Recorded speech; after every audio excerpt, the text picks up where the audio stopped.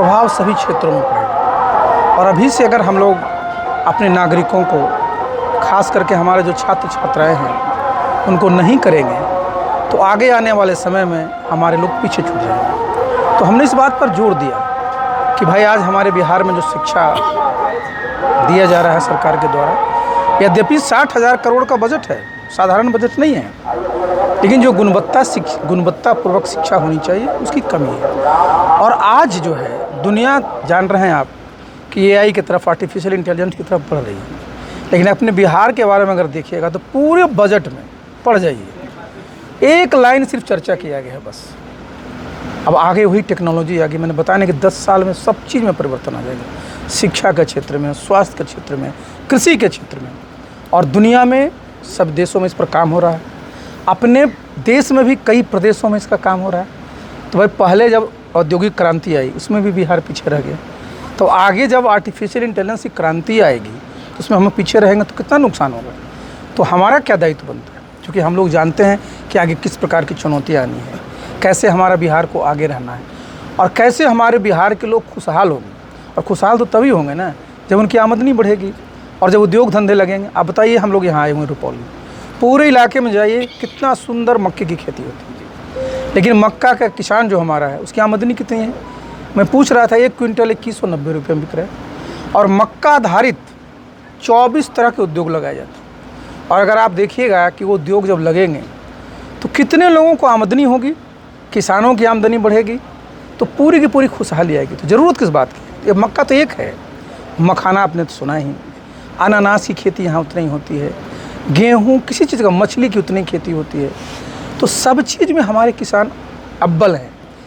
चाहिए क्या कि आजकल क्या होता है, आप बोलते हैं प्रति एकड़ इतना धान होगा, प्रति एकड़ इतना गेहूँ होगा, प्रति इतना एकड़ मक्का होगा, 1 क्विंटल में 1 एकड़ में इतनी मछली होगी, 1 एकड़ में इतना केला होगा। पहले ये इलाका केला के लिए जाना जाता था, लेकिन किसी बीमारी के चलते अभी लोग केला नहीं पैदा कर रहे। तो सरकार का दायित्व होता है कि जितने भी हमारे कृषि आधारित उद्योग हों उनको बढ़ावा दिया जाए, और रुपौली से मक्का हैदराबाद, कोयम्बटूर जाके वहाँ के लोगों को उद्योग ना लगाने का मौका दे, बल्कि बिहार में ही उद्योग लगे, यहाँ के लोग हमारे उद्यमी बने, तो बिहार को भी आमदनी होगी, हमारे लोगों को रोज़गार मिलेगा, और बिहार सरकार की भी आय बढ़ेगी। और इसीलिए हमारा क्या लक्ष्य है कि जो बिहार की ताकत है, बिहार का जो स्ट्रेंथ है, वो क्या है, हमारा सबसे बड़ी ताकत हमारे ह्यूमन रिसोर्स है, हमारे लोग हैं। तो उसको बिल्कुल अत्याधुनिक शिक्षा, सब चीज़ का मिलना चाहिए। अब आज आप देखिए रुपौली है, यहाँ कॉलेज भी नहीं है, 101 यहाँ सब डिवीज़न है बिहार में, सब जगह कॉलेज भी नहीं है। तो आगे जब एआई का ज़माना है, सही बात है कि आगे कॉलेज की ज़रूरत नहीं पड़ेगी, स्कूलों की भी बहुत ज़रूरत नहीं पड़ेगी, लेकिन व्यवस्था तो करना पड़ेगा ना। उसकी व्यवस्था के लिए अभी से तैयारी करनी पड़ेगी, मानसिक रूप से तैयार रहना पड़ेगा। नहीं तो देखिए क्या हुआ दुनिया में क्या हुआ, पहले आई क्रांति कहाँ, एग्रीकल्चर में। यहाँ बिहार में, देश में भी हुआ ना ग्रीन रेवोल्यूशन। कृषि के बाद कहाँ होता है, इंडस्ट्रियल रेवोल्यूशन, आपने देखा होगा। इंडस्ट्रियल रेवोल्यूशन के बाद IT रेवोल्यूशन आया, अब AI का रेवोल्यूशन आने जा रहा है। बिहार तो इंडस्ट्रियल रेवोल्यूशन मिस कर गया, हम लोग कृषि से सीधे सेवा में चले गए। बिहार में पहले नंबर पर क्या है, सरकारी नौकरी।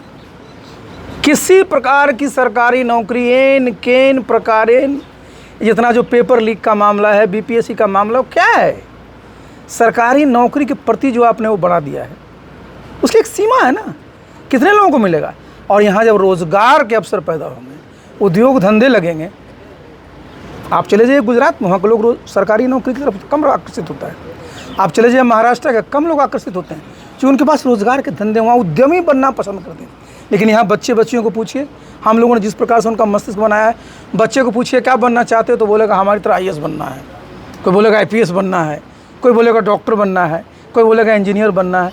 एक बच्चा नहीं बोलेगा कि मुझे उद्यमी बनना है। और जब तक उद्यमी बिहार के लोग नहीं बने, तब तक तो हमारा बिहार मजदूर की मंडी ही रहेगी ना, दूसरे जगह उद्योग धंधे के लिए काम करना पड़ेगा। तो हम लोग क्या संकल्प है, हमारी पार्टी का संकल्प यही है कि हमारा बिहार तभी खुशहाल होगा जब बिहार में सबसे पहले जो हमारा रिसोर्स है, एग्रीकल्चर रिसोर्स है, मिनरल रिसोर्स है, ह्यूमन रिसोर्स है, उसके आधारित उद्योग जब लगाया जाएगा तो लोगों की आमदनी बढ़ेगी और खुशहाली होगी। और तभी बिहार भी जो है विकसित राष्ट्र प्रदेश बन पाएगा। जो सपना है ना प्रधानमंत्री जी का कि 2047 में विकसित राष्ट्र बने, तो विकसित राष्ट्र बन जाए और बिहार कहाँ रहेगा। इसलिए विकसित प्रदेश बनाने की जिम्मेवारी हम सब लोगों। सर कुछ एक सवाल है कि आपकी पार्टी नई है पार्टी है, और क्या लगता है इस बार एनडीए और इंडिया के साथ गठबंधन में लड़ सकता है सर? देखिए, आपने अच्छा सवाल किया। पार्टी का नाम नया है और नाम भी सुंदर है, आशा है जी, लेकिन मैं जनता दल यू का राष्ट्रीय अध्यक्ष रहा जी, समझे ना। तो आप समझिए कि मैं तो नया नहीं हूँ। और 1982 से मैं पब्लिक लाइफ में, समझे ना। मैं ये नहीं कहता हूँ कि जनता दल यू में हमारे इतने अनुभव के कम लोग हैं, लेकिन निश्चित रूप से हम भी अनुभवी हैं। हमारे साथ प्रीतम सिंह जी हैं प्रदेश के अध्यक्ष, कितने वर्षों का इनका अनुभव है। आपके बगले में खड़े हैं रवि रोशन हैं, कितने वर्षों का अनुभव। हमारे जितने लोग हमारे साथी हैं सब लोग राजनीतिक रूप से परिपक्व हैं, राजनीति में काम किए। हाँ जरूर संगठन नया है, और ये संगठन कौन सा है, ज़्यादातर लोग जो जनता दल यू में थे। और जनता दल यू का भविष्य क्या है, किसी भी पार्टी का भविष्य किस पर निर्भर करता है, उसके नेतृत्व पर। और हम लोग सबके नेता नीतीश बाबू थे। नीतीश बाबू के साथ हम वर्षों तक काम किए, बिहार में शानदार काम किया। लेकिन आज स्थिति क्या है, शरीर है, स्वास्थ्य है, सब दिन एक ऐसा नहीं रहता, हमारा भी आपका भी होना है। तो आज जनता दल यू में क्या है, कौन लीडर होगा नीतीश बाबू के पास, शाम बाद कौन होगा, है ही नहीं। तो ये पार्टी बनी है, तो जितने जनता दल यू के हमारे साथी हैं, मैं जहाँ भी जाता हूँ सब साथी हमारी पार्टी ज्वाइन करते हैं। और मैं साथियों से अनुरोध भी करता हूँ कि हम सब लोग एक हैं, सबकी विचारधारा एक है, न्याय के साथ विकास, हम लोग सबका एक विचारधारा है। तो सब लोग यहाँ आकर के सम्मिलित होइए, इस शाखा इसमें आइए, और हमारे यहाँ नेतृत्व भी रहेगा। और यहाँ हम लोग बिहार को, जो भी नीतीश बाबू का ही जो जिसको आप कहते हैं विरासत आगे ले जाना, कौन लेके जाएगा उनका विरासत को? हम ही लोग जब मजबूत बिहार में होंगे तभी ना, वहाँ कौन उनका विरासत लेके जाएगा, उनका विरासत कोई समझता है। तो इसलिए देखिए, इस पार्टी का भविष्य उज्ज्वल है। पार्टी जरूर हम लोगों ने नया बनाया है। 2025 में हम लोग मजबूती से चुनाव लड़ेंगे। और हमने एक बार नहीं कई बार कहा है कि हमको किसी से परहेज नहीं है, लेकिन हमारी शक्ति के अनुसार हमारा जो मान सम्मान करेंगे उनके साथ हम समझौता करेंगे। जैसे क्या लगता है सर, अगर रवि रोशन जी यहाँ के रुपौली से विधायक बनते हैं, क्या लगता है रुपौली का विकास होगा सर? यानी देखिए, विधायक का काम जो है ना, लोगों की जो भी आकांक्षा है उसको नेतृत्व तक पहुँचाना है। रवि रोशन, देखिए विकास कोई एक व्यक्ति का नहीं होता है, विकास पूरे सिस्टम का होता है। तो मैंने बताया ना कि अगर आपका विकास का पैमाना क्या है, प्रति व्यक्ति आय अगर पूरे प्रदेश का बढ़ाना है, तो उसके मद्देनज़र जितने तरह की भी योजना होगी तो रुपौली में भी लागू होगा। तो व्यक्ति महत्वपूर्ण होता है, लेकिन आपका जो सबसे बड़े जो नीति होगी ना, इस प्रकार की आपको नीति बनानी पड़ेगी, इस प्रकार की रणनीति बनानी पड़ेगी, और उसी में रुपौली को भी फिट करना पड़ेगा। रुपौली भी तो भाई 243 कॉन्स्टिट्यूंसी में कॉन्स्टिट्यूंसी है ना। तो सब जगह जिस प्रकार का काम होगा, जो ज़्यादा डेवलप्ड है वहाँ कम कारण करना पड़ेगा, और जहाँ कम अभी आज भी यहाँ देखिए डिग्री कॉलेज की बात आती है, आज भी लोग पुल की बात करते हैं। आप बताइए, 78 साल साहब इस देश को आज़ाद हो गए, अभी भी हम लोग पुल के आस में बैठे हैं। तो भाई ये तो एक नीति होगा ना कि जहाँ भी नदियाँ हैं जिससे कोई बसावट सामने जुड़ा हुआ है, स्कूल है, विद्यालय, अस्पताल है, तो आने जाने में के लिए उस पर मुकम्मल व्यवस्था होनी चाहिए। सर, आपने एआई टेक्नोलॉजी का जो है कि पूरे कार्यक्रम में भी आपने जो चर्चा किया, अभी भी कर रहे हैं, तो इस एआई की जो बात कर रहे हैं, इससे कहीं ना कहीं बिहार का विकास जो है आने वाले भविष्य में आप देख रहे हैं कि कैसे होगा। इसको लेकर के आपके पास एक स्ट्रेटेजी होगा, पार्टी के संस्थापक हैं तो वो होगा सर। और साथ ही साथ रुपौली का इतना लंबा समय हो जाने के बाद भी आज भी यहाँ पे विकास जो है यहाँ तक नहीं पहुँच पाई है, बिल्कुल पिछड़ा हुआ इलाका है। तो आप एआई जो बोल रहे हैं उससे कहाँ तक यहाँ के, यही तो मैं बता रहा था। देखिए, एआई में होता क्या है, सारे के सारा डेटा आपके पास उपलब्ध है, समझे ना। और जब डेटा रहती है, डेटा क्या होता है, सूचना है। जब आपके पास सूचना, जैसे इन्होंने सूचना दिया कि रुपौली में डिग्री कॉलेज नहीं, मैं एक उदाहरण दिया, वो कोसी एक पर पुल नहीं है, उदाहरण दिया।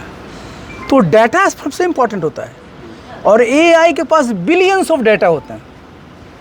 आप एक क्लिक पर आपके सामने, तो निर्णय लेने में, और वो भी औचित्यपूर्वक निर्णय लेने में वो सहायक होता है। देखिए, एआई को होना क्या है, एआई को एजेंट नहीं बनना है, एआई को टूल बनना है।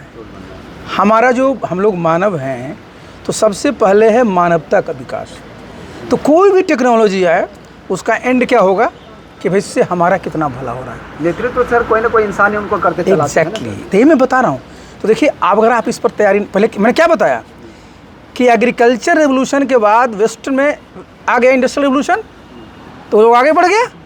और भारतवर्ष अगर देखिए कि एंसेंट इंडिया में भारतवर्ष उससे आगे था, और हम लोग चूँकि गुलाम हो गए तो हमारा देश इंडस्ट्रियलाइज नहीं हुआ, तो हम 200 साल पीछे चले गए। तो भाई यही मैं बता रहा हूँ कि अब एआई का ज़माना है, सामने एआई नॉक कर रहा है दरवाजे पर, और अगर अब हम नहीं अगर अपने लोगों को अलर्ट करेंगे तो पता चला 20 साल के बाद फिर हम वहीं के वहीं रह गए। देखिए, समय कहता है ना, time and tide wait for none. तो आपको पहले से तैयारी की करनी, और नेता ही होता है, नेतृत्व का दायित्व ही होता है कि आगे कैसा समय आने वाला है, किस प्रकार की टेक्नोलॉजी आने वाली है, किस प्रकार की व्यवस्था होनी चाहिए, उसके बारे में आपको समझ हो, साथ ही साथ उसको आपके लोग हैं उनको समझा पाएँ, तभी ना तैयार होंगे। तो और सर कि रुपौली का जो है विकास आप कैसे देखते हैं, और आपकी नई नई पार्टी रुपौली में है, आपके कैंडिडेट भी नए होंगे, यहाँ से आपको कैंडिडेट आप कोई पहचान किए कि किनको इस बार? देखिए, हमारे पास 162 विधानसभा पूरे में हैं, ये हमारे विधानसभा प्रभारी हैं, और सब लोग काम कर रहे हैं, और सब काम इसलिए कर रहे हैं कि चुनाव की तैयारी कर रहे हैं। तो जैसे जैसे जब चुनाव का समय आता है वो लोग भी अपना मेहनत करते हैं, हम लोग भी मॉनिटर करते हैं।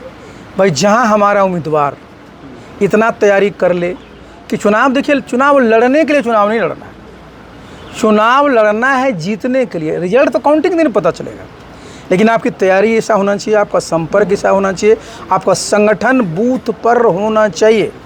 अगर बूथ पर आपका बूथ अध्यक्ष, बूथ सचिव नहीं है तो हवा में चुनाव आप लड़के नहीं जीत सकते हैं।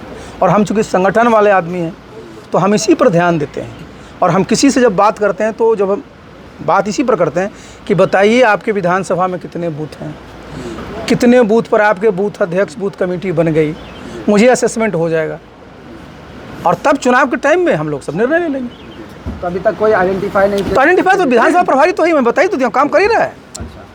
तो हम बता ही दिया ना, तैयारी इनको करनी है, लेकिन देखना ना पड़ेगा कितना तैयारी किए हैं आप। पता चला चुनाव लड़ लिया, पता चला नीचे से फर्स्ट कर गए, तो नहीं करना है ना। अच्छा, जब आप जो है, आप जब बूथ पर तैयारी कर लीजिएगा तो ऊपर से फर्स्ट करिएगा, और अगर नहीं तैयारी करिएगा तो नीचे से फर्स्ट करिएगा। फ़र्क इतने होता है। और जनता को एक चीज़ आश्वस्त करना चाहेंगे, क्योंकि तमाम पार्टियां हैं, कई पार्टी ऐसे हैं बिहार में जो कहीं ना कहीं अपना जो है कि प्रचार प्रसार कर रही है, सब अपने आप को कहीं ना कहीं जनता को बताती है कि हम बेहतर तो हम बेहतर हैं, लेकिन आपकी पार्टी जो है कि क्या जनहित का जो मुद्दा है वो उठाएगी उनके? मैंने आपने अगर सुना होगा तो मैंने जितने मुद्दे उठाए वो सारे जनहित के हैं, और मैंने एक बात कहा कि जो हमारे लोगों की सुविधाएं, सर्विसेज हैं, मैंने कई सर्टिफिकेट की बात की, ये जिम्मेवारी सरकार की होगी कि उनके घर पर पहुंचा दिया जाए। चुनाव के मेन मुद्दा